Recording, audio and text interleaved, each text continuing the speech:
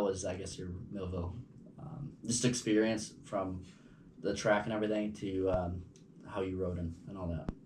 Yeah, for sure enjoyed the track a lot better than Redbud. Yeah, I already talked about it, but the track was very challenging, like we talked about with how edgy it was. TV doesn't really do it justice.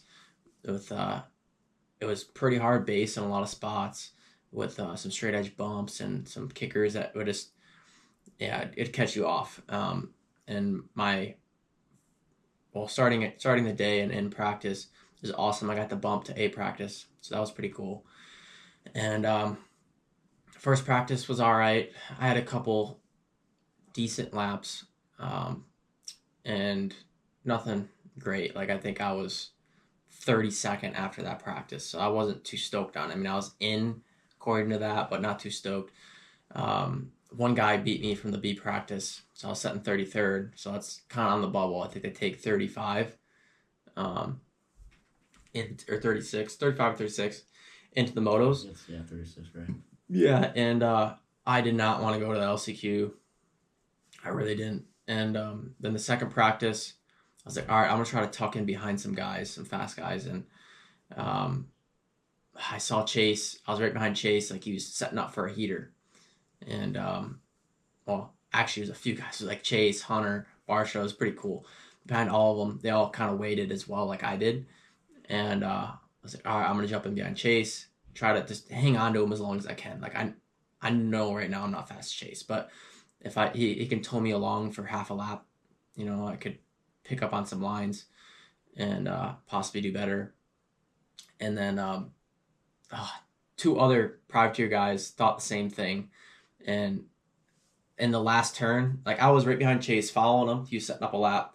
In the last turn, two privateer guys are just sitting there waiting, like rolling, but really slow, like waiting. They let Chase by, and then I was stuck behind both those guys. And I pushed, tried to pass them, and I couldn't get around them. And oh man, it was frustrating. So I was like, all right. So I kind of go through the lap, and then I kind of come up on Caroli. He's setting up a fast lap. I was like, all right, sweet. I'll try to tag him behind him. And then there was another privateer guy right there again, and I was like, and I got stuck behind him for that lap, and kind of screwed me up again. I was like, dang it. And then like a lap or two later, I saw Chase again. He was setting up for a fast one. I was like, all right, here we go. And then but at that point, I already kind of had some arm pump, and I tried hanging in there as long as I can, made a couple mistakes in the sand whoops, and then I was just like, whatever, like just hoping my first lap times hold from practice one. And then I get pulled for sound. So I got sound tested, got busted for sound. I was too loud, and it took my fast lap away. And like that ordeal is so frustrating because I'm really under power on this Cowie. It's like pretty slow. I mean, Prado thinks his bike's slow, and my bike's pretty much stock. So yeah, I was struggling on power. Like, to give you a little, in the first practice at the bottom of Mount Martin in that right hander, I was in first gear because my bike wouldn't pull second. It would bog going up that hill. Like that's how slow my bike kind of is. And a couple of the other tight turns, I was in first gear. So I did change my gearing. I went up to a 52, which is kind of a big sprocket, and that helped. I at least didn't have to go to first gear anymore. But yeah, I got busted for sound, so then I had to run an insert in my exhaust, and that makes the bike even slower. So that sucked. But granted, that didn't really affect my results.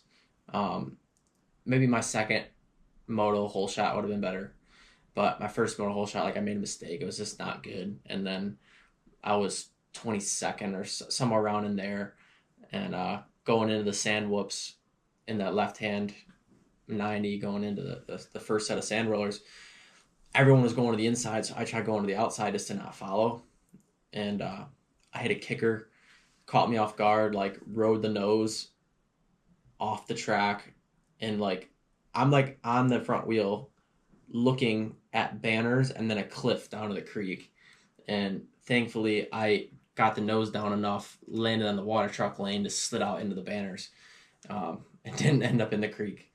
That would have really sucked, but So that was lap 2. I got up and I was last, and Marshall just come rolling by. I jumped in behind him, and then I watched back. He helped Curly up in the second turn, so that's why he was so far back. But yeah, I was way back there with him, behind him, and got going. I was like, all right, let's just focus on me, just try to put in a good moto. And then a couple laps later, I tipped over in a turn and got back up and got rolling again. I was like really trying to push and try to figure out how to go faster on that track, and I just kept getting a little sketchy here and there, and I just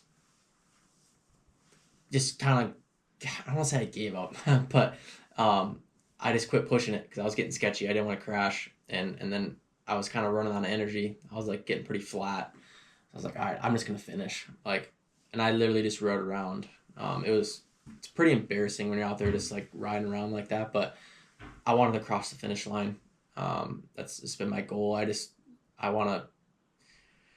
goal is to make all the motos and cross check a flag. That's really like number one goal with me racing right now at that level. But it still is very, very frustrating, the level I used to be, and even knowing where I can be now, and just being so below that. But whatever, I made it through that moto and regrouped for the second moto. Got a little nap in, got some caffeine in me, kind of woke me up, and got a better start at the second moto, and rode quite a bit better. Still not amazing, but I think I ended up 26th second moto. I got passed by 2, maybe 3 guys, so I didn't drop too far from where I started, so I was content with that.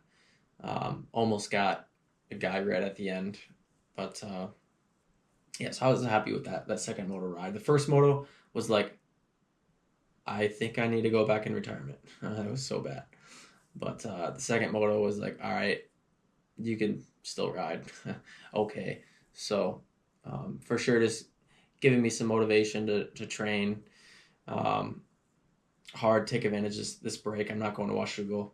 I might go to Deschambault in 2 weeks, race the Canadian National up there, but just really going to focus on training and getting some seat time in, and hopefully do a lot better the last 3 rounds is my goal. I really, really want some points before the end of the year. And yeah, I guess that's kind of my plan. I'll be grinding on the local tracks here in Michigan and in the gym. Hopefully come out swinging for the last few. Too, right? Yeah, yep. I got Martin class coming up here Thursday, and then we do weekly stuff around me at some private tracks, but for sure not as much classes right now because racing time it's pretty hectic to get it all in. It's a lot of work racing on the weekends and then working on your bikes.